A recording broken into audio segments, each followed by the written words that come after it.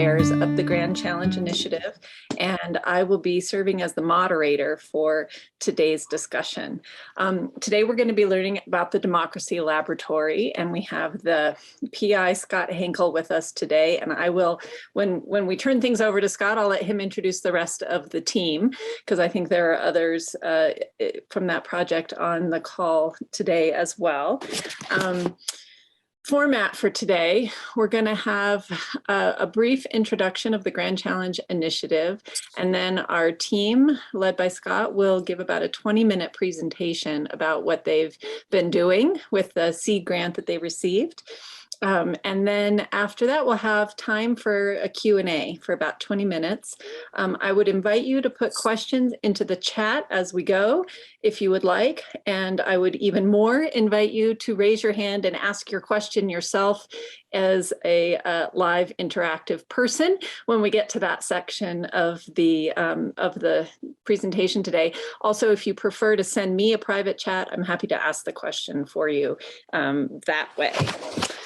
So next up is I'm going to introduce my Grand Challenges co-chair, John Kaszuba, who's going to give us a little bit of a background about this initiative and how we arrived where we are today. John, can I hand it over to you? Absolutely. Good day, everybody.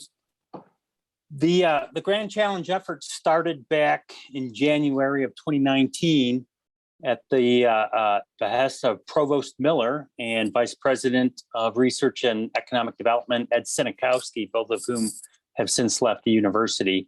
They formed what was known as the Research Planning Council. It was composed of about 30 research active faculty from across campus. And our purpose to come together and form a committee to engage the campus community at large to identify and plan this institution's pursuit of Grand Challenge research. Grand Challenge research has been an important aspect of funding and research directions at NSF, at DOE, at all kinds of funding venues. And our charge was to come together and develop 6 to 8 transdisciplinary Grand Challenge research themes that could strongly inform future investment opportunities here at University of Wyoming. We were then to identify single areas of research or a group of them that the university could invest in and identify institutional partners that could help us with that. A hallmark of all this is broad faculty engagement. So we had many discussions amongst the council. We had town hall meetings across campus over time. Pairs of planning council members visited each and every unit on campus. I can't remember the number we came up with when we visited 54 units. Isa, is that right? Or is it more than that? 57. 57. We compiled all that data into summary reports. Everything we did from capturing notes in real time to the summary reports is all posted on the Grand Challenges website. Also, a subcommittee of the Research Planning Council visited 3 universities to learn about their Grand Challenge programs. And we engaged WYSAC to help summarize Wyoming's strengths, weaknesses, and challenges as viewed by the Wyoming public. This work was synthesized into 5 central themes, 5 grand challenges that we felt, based on community across the state, across the university, we felt represented fruitful directions of Grand Challenge research for this university. And they are biodiversity and earth system change, energy transition and economic diversification, rural health issues, public trust in research and information, quality of democracy. Those are the 5. At that point, about a year ago, February, we issued a call for proposals for planning grants for groups to come together to work on planning initiatives for these challenges. 5 teams ultimately were selected and awarded planning grants of $20,000 each. And as it turned out, There was one team per each of these issues. We didn't plan it that way. Could have had 5 in 1 distributed across any which way, but it turned out that way. Awards were made in May, and these presentations are the culmination of that entire effort. Isa, have I missed anything? I think that's perfect. Thanks, John. So this is an exciting week for all of us who've been involved in this initiative. Really excited to hear today's presentation. And with that, Scott, I'm going to hand it over to you to tell us about the Democracy Laboratory, please. Thank you, Isa and John. Hi, friends. I'm Scott Henkel. I direct the Humanities Research Institute on campus, and I am the lead on the Democracy Lab project. Please and thank you, Steph, out there in Zoom land. Could you begin sharing the slides?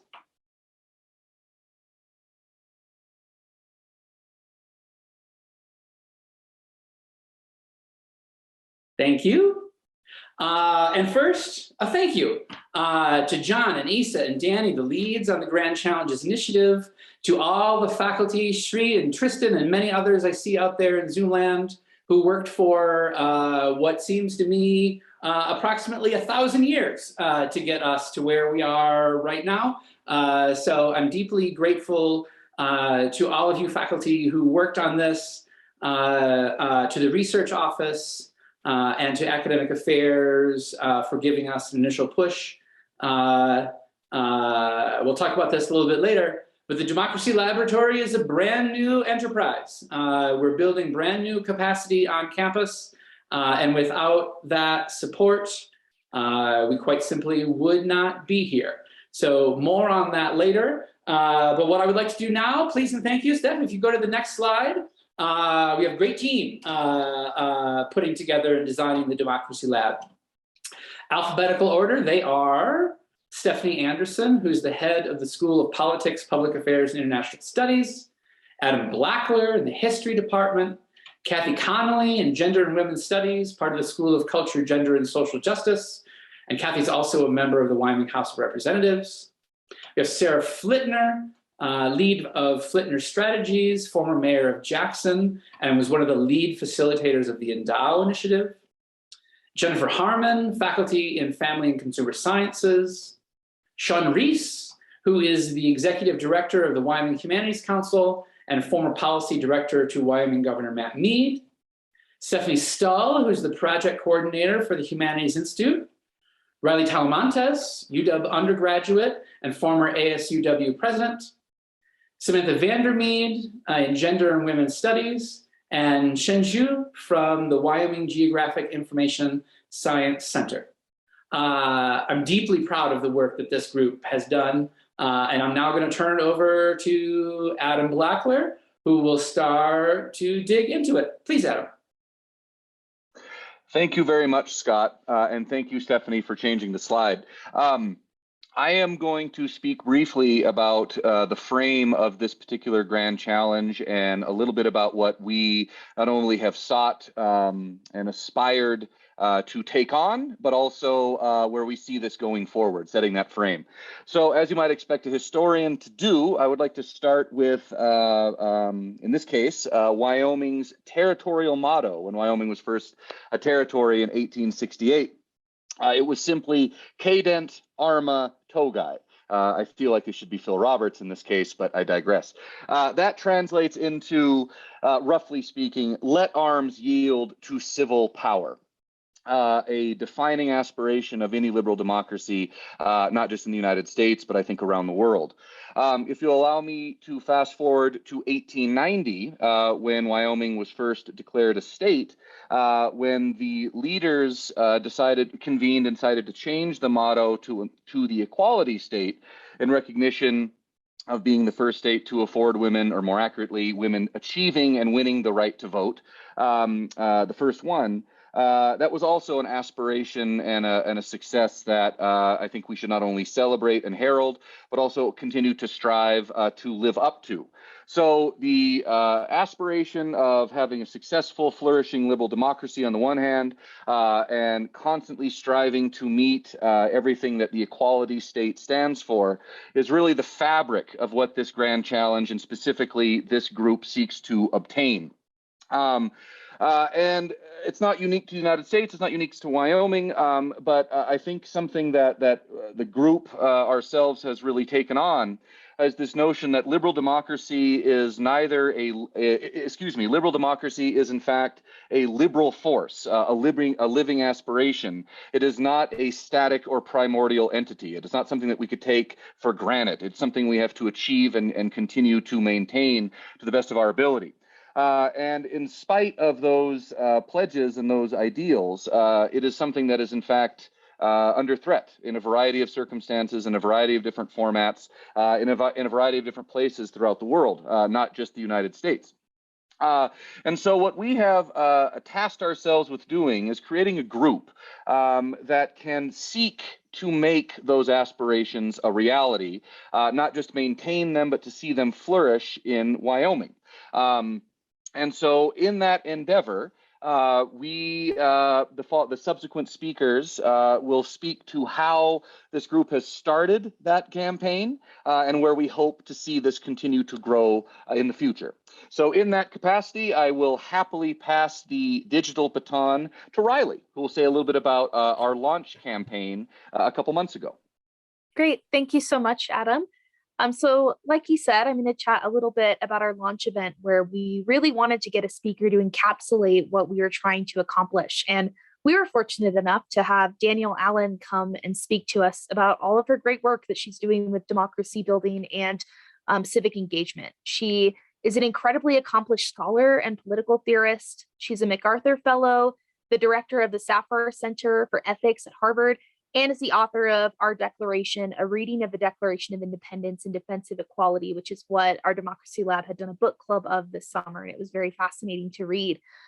If you wanted to learn about how our founding documents of the United States can help guide us through 21st century challenges that lie ahead, Danielle Allen could tell you. It was incredible listening to her talk and discuss about how these living documents can be tools to understand our shared values as Americans and how we can revitalize our democracy in a time that is completely different from when these documents were written.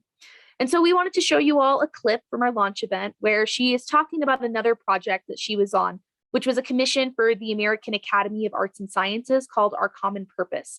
And the commission really aimed to consult a myriad of people from all different walks of life to talk about issues they've seen with civic engagement, voting and participating within institutions, the role of government in people's lives, and our shared values as Americans. So in this particular clip, she talks about a comment that really stuck with her and the commission that I really think embodies the work that we're trying to do in Democracy Lab. So Steph, if you want to hit play for us.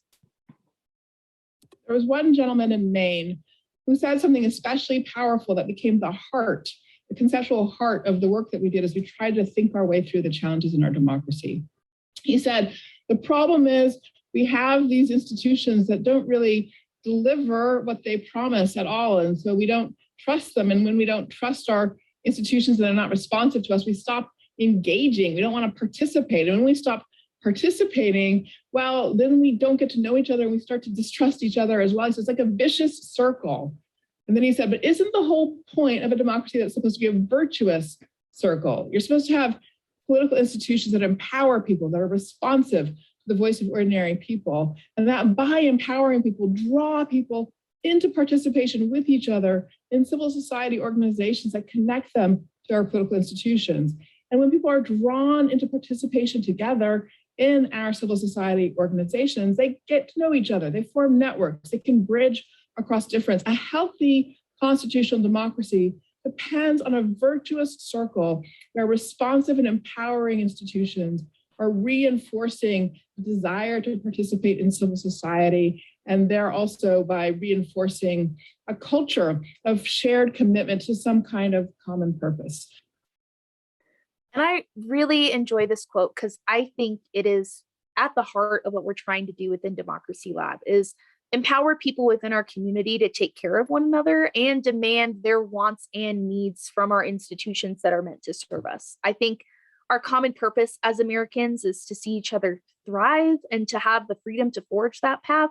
Yet it can be incredibly difficult if we aren't taking care of each other and we aren't staying engaged with the people in power who are making decisions on behalf of their constituents. And so I think we as Americans are really struggling with this, especially in this today's political climate where with polarization and differing views causes us to shut each other out rather than connect and try to find some means of understanding. So we're hopeful that the work that we're going to be doing within Democracy Lab that my colleagues will talk about soon in this presentation is really to get people to understand where they're coming from, build relationships with one another, and feel empowered with skills that we hope to cultivate in a Democracy Lab to be civically engaged. So with that, I'll turn it over to Shawn to talk a little bit more about our grants and how we're accomplishing some of our goals. Thank you, Riley. Good afternoon, everyone. My name is Shawn Reese, and I am the Executive Director for Wyoming Humanities. I am a proud member of this virtuous circle on the research team that Scott has assembled. I am happy to be part of this research team, part of the Democracy Lab, because it is right in line with the mission of my organization, which is to strengthen Wyoming's democracy through the humanities. And I'd like to talk a little bit about the importance of the Grand Challenges seed funding to our work to date and moving ahead into the future. And Stephanie, if you would mind, thank you. So the Reader's Digest version of this slide is that we have been busy not only with the activities that have been made possible with this seed funding from the Grand Challenges, but that Grand Challenges funding has also has allowed us to leverage other funding sources. And so you can see in this slide grants that we have applied for, grants that we have received, grants that are under review. Not only has the seed funding allowed us to leverage these other funding opportunities, but it's also a very timely topic, particularly with the National Endowment for the Humanities, which also has a mission very closely tied to the quality of our democracy. National Endowment for the Humanities has been issuing a number of grants, some related to the pandemic, but increasingly we're seeing more funding opportunities tied to civic participation, civic engagement, gearing up for the 250th anniversary of the signing of the Declaration of Independence. So the National Endowment for the Humanities has been really and will continue to be a strong financial partner in our efforts. Besides the Grand Challenges seed funding being used to leverage these other funding sources, besides the timeliness of the topic and its alignment with what the current presidential administration and the NEH are working towards, you can also see in the grants and the different applicants, there's a strong sense of collaboration and mutual purpose. So my organization, for example, has received a grant from the National Endowment for the Humanities for a program called A More Perfect Union. It's our desire to fold that in as closely as we can to the Democracy Lab and to be able to pull our missions together to make a more impactful outcome. One of the grants that we're most excited about, it's currently under review, and it is the Collaborative Research Grant. That grant, $250,000 over a 3-year period, will really help finance the activities that Sam is going to next discuss, really what we're going to be doing from this point forward. So Samantha, can I turn it over to you?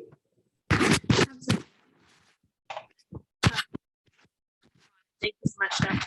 So as we prepare to carry our vision for the Democracy Lab forward into the upcoming academic year, one of the central pillars of our programming will be what we're calling the cohort experience. Within the next month, we'll be issuing a call for applications, asking for faculty, graduate, and undergraduate students and the Wyoming community members to apply to join our 2022 to 2023 cohort.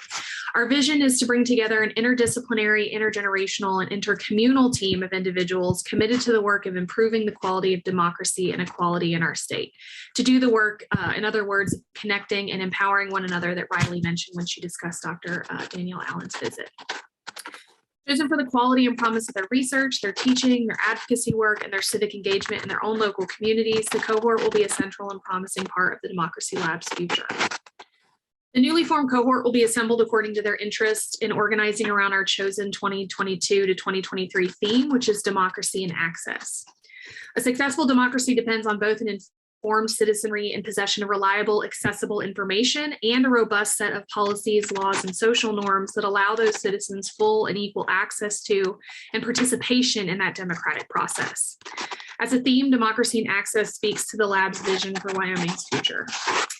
The programmatic components of the cohort experience are exciting, innovative, and created to contribute to pre-existing efforts in the state to strengthen democracy and to forge this shared sense of community that Dr. Danielle Allen discussed in the clip we showed. For example, the cohort will conduct study circles, a model we've learned and borrowed from the Sheridan Center for a Vital Community. In line with the CDC's model, the cohort will engage with and listen to groups of community members and local stakeholders about the issues related to democracy and equality that matter most to them, thus fostering the kind of connection and mutual trust we hope to help build. Additionally, the Democracy Lab will host skills building workshops for our cohort geared towards equipping cohort members with the skill sets and knowledge they need to do the research, advocacy, and activist work necessary to meaningfully strengthen democracy in the state. We plan to host a speaker series open to everyone who wants to attend, wherein we invite experts on the subject of democracy to speak on building capacity and ensuring equality and access for all. The launch event, which we discussed and which we showed a clip from, perfectly exemplifies the kind of thought-provoking and invigorating conversations that a speaker series can offer. Our advisory team that Scott sort of listed at the beginning of the presentation, we found collectively so much to be inspired by in Dr. Allen's talk, and we hope to invite similarly exciting experts to speak to our community in the upcoming year. The Democracy Lab also plans to host semi-monthly brown bag meetings for the cohort in which members collectively will study the subject of democracy and access. During these meetings, they'll also begin envisioning, developing, and sharing their own individual and group-based projects. As a part of the call for applications, we're asking cohort members to propose a project, either research or community-based, that contributes to the study of democracy and the work of strengthening it. These brown bag meetings will be the birthplace of these projects and also their incubator. In addition to these more sort of periodic programs that serve the cohort members, we'll also be hosting several larger events geared towards cementing the lab's place in our Wyoming community. For example, in the early fall, we're planning a community kickoff event to introduce the lab, its inaugural cohort, and our theme to the local UW and Laramie community. In October, we plan to jumpstart and invigorate the cohort's year-long work with a several-day intensive retreat where we will begin the skill building and networking necessary to embed the lab and its cohort members into the larger political ecosystem.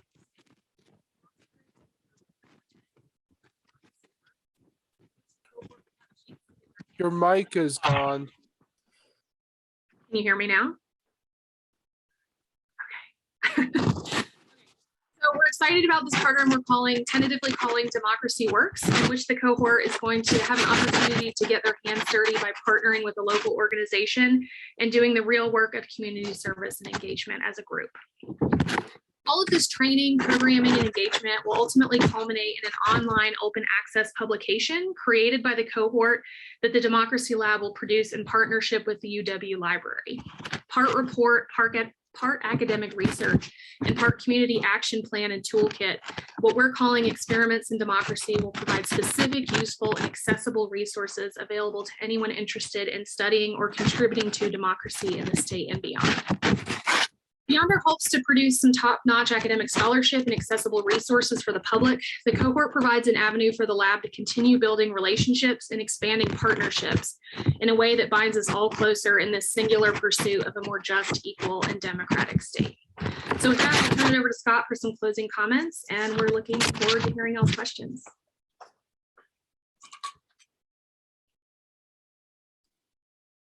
Thank you, Sam, and thank you, everybody. Oh my goodness, what a team the Democracy Lab has, and I'm just so incredibly thankful and grateful and proud of the work that we've done. As I said at the start, this is a new enterprise. Researchers working on the quality of democracy have been looking at the, shall I say plainly, wavering foundations of democracy in America for some time now. For example, team member Adam Blackler, before the last presidential election, had a piece with a number of historians, some I think 100 or so, correct, Adam? Who signed an open letter about the need to look carefully at the quality of democracy in America. So the need has been there for quite some time, but the infrastructure in which to study these questions has not existed. So again, to say, I'm grateful to the Research Office, to Academic Affairs, to the faculty who put together the Grand Challenges Initiative, because the Democracy Laboratory is a new enterprise. It's a new capacity on campus, and I'm grateful for it. But I should also say plainly, as you can probably imply from the things that you've heard the Democracy Lab team members say, while we're grateful for the funding we've received, and we're out there shaking the grant writing tree for more, the resources that we have available to us are insufficient compared to the challenges that we face. So again, to say thank you, we're grateful. And we also hope for continued investment from the university, in addition to other sources, so we can continue our work. The challenges are hard. And I like to say that we have a recognition that we won't be able to do everything, but what we have in our power to do, we aim to do. So I hope this enterprise continues. Also to say, it was nice to see humanities research in action. It looked like a lot of conversations, it looked like a lot of ideas, it looked like a lot of outside research. We had bi-weekly meetings over the course of the summer and the fall, in which we had invited guests. In addition to Danielle Allen's talk that she gave in public, she came to a Democracy Lab team meeting to help us think about the design for the lab. We also had visits from our friends at the Sheridan College Center for Vital Community. I should express my gratitude specifically to the other Democracy Lab team members who endured, it seemed to me and probably to them, an endless refrain from me, which went something along the lines of, that's a really great idea. Let's noodle on that for a little while. Let's think about that. Anything worth doing well takes good, careful design. And the resources that we received from the seed grant, monetary resources, and that's great. But the most important thing for humanities researchers is time. Time to research, time to think, time to discuss and debate. And then ultimately, when we put our work out in the world, it has a level of quality that we wouldn't be able to receive if we didn't have those resources and that time. So again, to say thank you, and thank you to the team members for my incessant insistence on noodling over ideas. I really appreciate it. One last thing, I want to reinforce what Sam said. For the rest of this academic year, we will be finishing and polishing the characteristics and design for a year-long cohort experience. The call will go out in late February, early March or so. Please look for it. And if what we're talking about here today interests you, please do apply. And with that, we welcome your questions and comments. Thanks, Scott, and all of you. We have the first question here from April. Speaking of time, what do you all envision as being the time commitment for being part of the cohort that you are describing here? That's a Sam question, I believe. Yeah, for sure. So we're still ironing out our curriculum for this, but most likely it's going to look like semi-monthly brown bag meetings. So a couple hours a week of meeting with your cohort members and discussing the research project you hope to achieve. Part of the cohort is it's really sort of project-based and product run. So we really want everybody that joins the cohort to have a specific project in mind as related to the theme of democracy and access, and be interested in pushing that project forward. So for faculty members, that might look like a publication. For students, it might look like a joint publication. It might look like a community project. For community members, it might look like some kind of public programming or a resource that they want to create to benefit the community. So it would involve sort of group time on a semi-monthly basis, meeting with the cohort and talking through those ideas, and also then the time it takes to work individually or within a small group on the project that you're interested in forwarding. In addition to that, we're going to have some events, right? So the leadership retreat in October is probably the most intensive. It'll be a couple days long. And then various other sort of one day or one afternoon events, such as attending a speaker series, the Democracy Works day that we're hoping to turn into sort of a service day to sort of build community and have a little bit of fun and also do a little bit of good in the community. So without putting too firm a number on it, I would say it's not a totally onerous amount of time, but it is a sort of significant commitment to attending semi-monthly events and a couple of sort of more intensive day or couple day long events. Great, thanks. And before I go to a hand raised here from Peter, we have one kind of follow-up question to that. Could you talk a little bit about what the application will look like to be part of the cohort? I think the question is how do you become involved, but maybe that we can interpret that as what will the call look like and what will be involved in the application. Absolutely. So we are still working as a group on crafting that call. We're expecting it out sometime in late February, early March. It's going to look a bit like any other type of application for a program. So there's going to have to be a proposal with some details about what project you're envisioning and how you see your work fitting in with our theme of democracy and access. Applications will likely look a little bit different for faculty and students than they will for community members. For faculty, we'll most likely be requesting a bibliography, some sort of sense of what where your research is coming from and how it fits in with the theme. We're also, it's worth noting, anticipating asking faculty to bring students with them into this endeavor. We, rather than soliciting individual student applications and trying to fit students into sort of faculty and community member interests, we're asking faculty members to bring graduate students and undergraduate students with them if they have an appropriate advisee or mentee that they feel like could really benefit from this. It's also worth noting that our graduate and undergraduate students will receive credit for participating in the cohort. So we're working on carving a class that they can register for and that will give them academic credit for participation. Great, thanks. Peter, you had your hand up. Thanks, Isa. First of all, what an exciting presentation. Thank you to all the colleagues involved in this grand challenge. Like, it is very inspiring hearing you lay out what a grand challenge can look like in action as we build up our momentum. So that's super.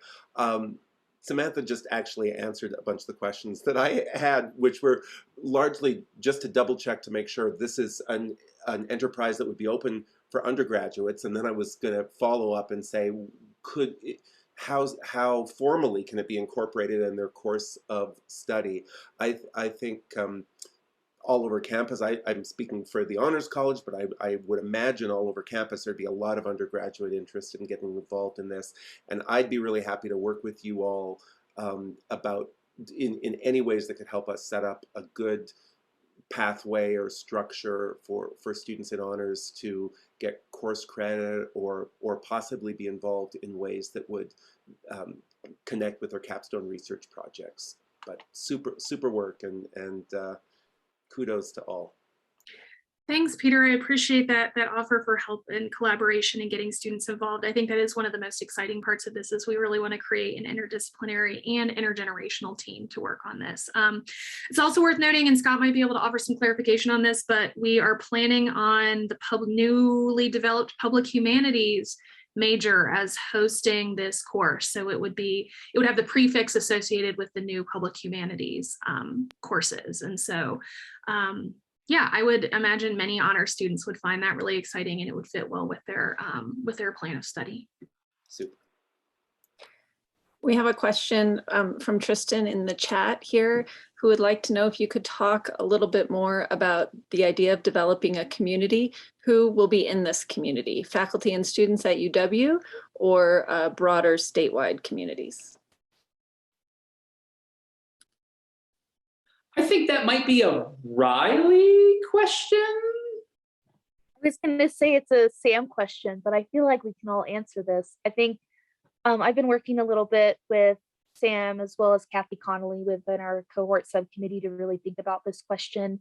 Because I think for us, we are envisioning to have some folks within the UW community, not UW, in the Laramie community to help with this project. Because I think it's one thing to have academics and students who are learning at the university to help, but I really think that some of our community members who are really interested in learning some of these skills, I think are a very important facet of this. I know Danielle Allen had also talked about this in our common purpose when she was giving this presentation, but one thing that she did for that commission was get a bunch of different people from a variety of walks of life together to talk about democracy and engaging within institutions. And that's, I think, something that we're hoping to envision too, is not just have, you know, maybe your quintessential academic who is within this cohort, but also people who, you know, maybe haven't gone to school in the last 10 years or are working within different nonprofit organizations within the state of Wyoming so that they have a perspective already about engaging within institutions.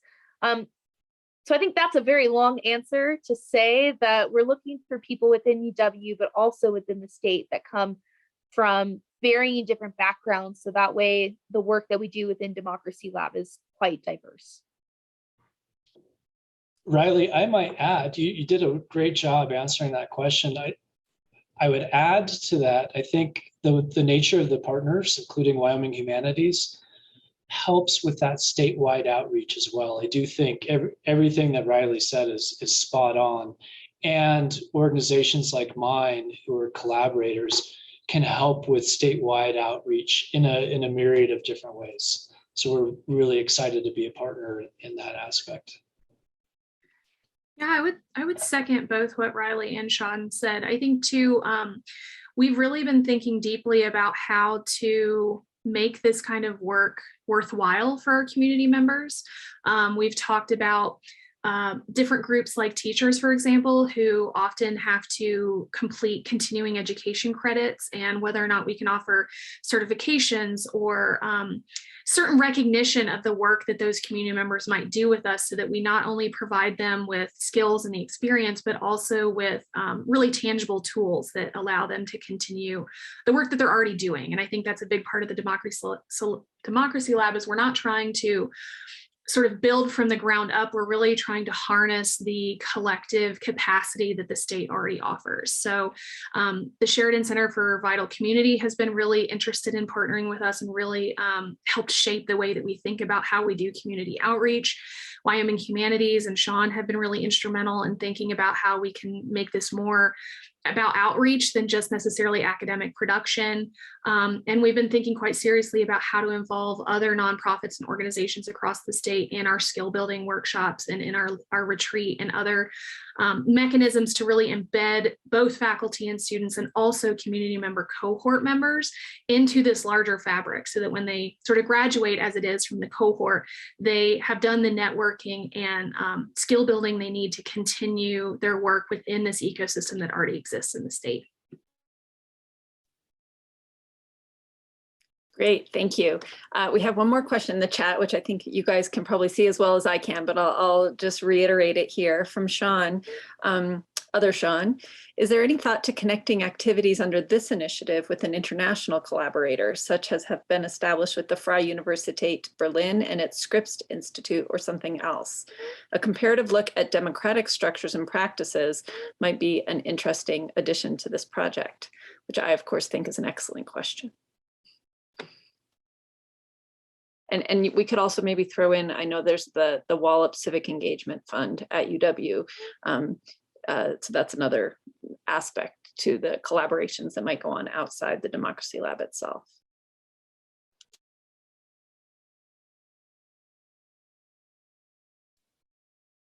In short, yes, absolutely. one of the debates maybe that Shawn Reese and I have, what really is the proper metaphor for the work that we're doing? Everyone uses the word ecosystem. We want to build an ecosystem in order to do X, Y, Z. And of course, that's appropriate and welcome.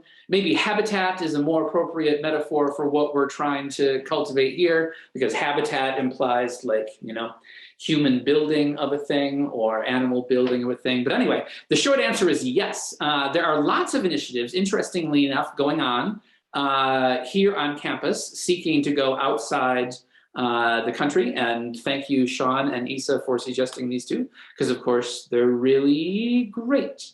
The Wallop Initiative, also a lovely initiative. And, you know, I might say that Wallop caters to K-12 students to a significant, if not exclusive, degree. And one thing we looked around and saw wasn't happening was organized research at a higher level than that. So we're grateful to our friends at the Wallop Initiative, and hopefully we will be able to cooperate with all of them. Maybe not international, but I will also ask Shawn Reese to talk about other statewide partnerships, conversations with the We the People initiative, and there was a citizen journalism project that you worked on. So yes, please, go ahead. Thank you, Scott. Very briefly, and there is an overlap with the Democracy Lab, but we are embarking on a civic health assessment, which will gauge how Wyoming is doing in terms of social connectedness, trust and confidence in our democratic institutions and leadership, civic participation, certainly political participation has been covered in the surveys that Dr. King has issued every 2 years. So we'll have kind of a baseline understanding of our civic health. We are matching that with a collaborative journalism project in which we're working with local newspapers. The local journalism is incredibly important to a strong, healthy, functioning democracy.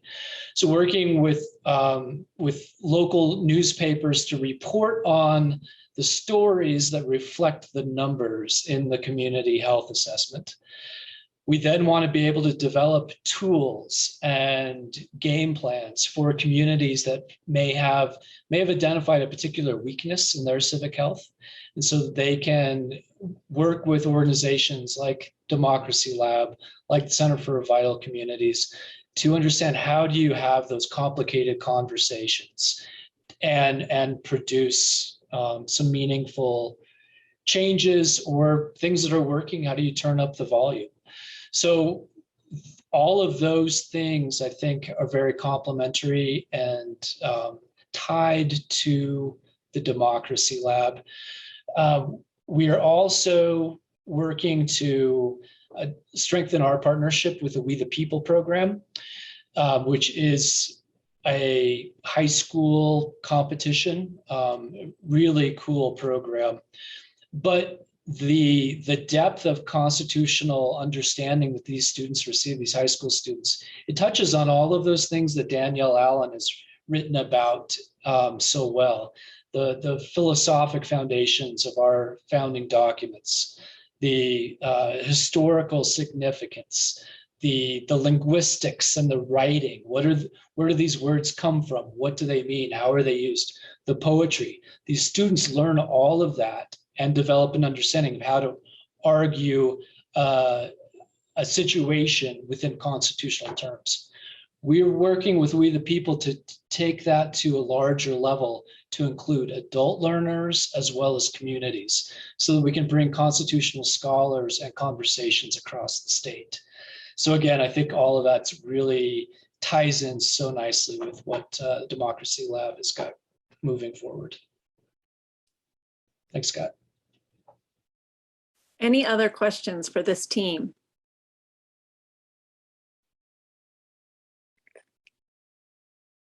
Okay. Team, do you have anything else you'd like to add before I hand things over to my colleague here for wrap up? I'll say thank you one more time to the team members for excellent work. I'm just so proud of it. It didn't exist a year ago. And now look what it is. And I'm really proud of the work that you've all done. And I'm really grateful for the support that we've received. Yeah, to say thank you. Other thoughts from team members before we check in? I would just say keep a lookout for the call for applications for the cohort experience. Some of the details y'all asked about will be a little bit more ironed out and available in that call for applications. And we're hoping to see at least a few of you express some interest. Great, and I'll invite anybody to reach out to any of the team leaders and members who have presented here today if they have questions as in the interim. And now I'm going to turn things back over to John for a summary. John? Yes, I did have a question. I was waiting to the end to ask mine. Scott or anybody on your team, you had a very small budget and you had a big task in front of you. How did you accomplish everything on $20,000? By pleading and begging and organizing and relying on this part. I mean, maybe the whole answer so far has been serious to some degree, but really, here's a team of people who believe deeply in the mission of what we're doing. Here's a team of people who looks at the news and the state of democracy in America and recognizes it with a pretty clear eye for the sorry and perhaps shaky state that it's in. So when smart people with a sense of civic purpose recognize a need for a thing, asking for a group to come together to work on that thing is perhaps, I won't say easy, but when people recognize the need for something, it's been good to put a group together about it. Okay, thanks, Scott. Appreciate it. I wanted to say also that speaking on behalf of the entire Research Planning Council, I know we're all real proud of your efforts today and all the team's efforts across the entire week. And you've done a lot with a little bit. You've honored your commitment to go after extramural funding, and you've really, I think, lived the spirit of a land grant institution. So that's great. Thank you for that. Here's what happens next. And actually, what's already happened behind the scenes is each of the teams has submitted a brief report of their activities and their successes and what could have gone better, et cetera, et cetera. Those will all be available online at the Grand Challenge website. The Research Planning Council will take that information and write a summary report of those reports, just a real brief executive summary sort of document to provide to the president, President Seidel, the provost, and to the board of trustees. The full team reports will, of course, be attached as appendices, but the summary report is going to highlight what this investment did. And the president is on record as being behind the Grand Challenge effort. So this will be a tool that can help them support that effort as it moves forward. Specifics about fundings and how the Grand Challenge effort is going to look moving forward, I know is part of ongoing discussion. I don't know the details of that, but in the Office of Research and Economic Development, in the Provost's office, in the President's office, this is active discussion. This entire presentation, as you've noticed, has been recorded. Those recordings will be made available. And we're going to engage with people who know what they're doing to make some summary videos that we can share with the public, with interested parties, legislature, board of trustees, whoever, sort of hit the highlights of all the excitement and all the progress on all of this. So that's what we've got moving forward. Thank you again, Scott, and your team members. Thanks to all your hard work. Thank you to the audience for joining and participating. let your colleagues know who missed it that recordings are available and abbreviated videos will be made available in the coming weeks. Thank you, everybody. So please join us for the next few days. We'll be back again tomorrow and the next day and the next day for 3 more of these excellent presentations. Thanks so much, Scott and the Democracy Lab team. And please stay tuned. We hope this is just the beginning of the Grand Challenge Initiative at UW.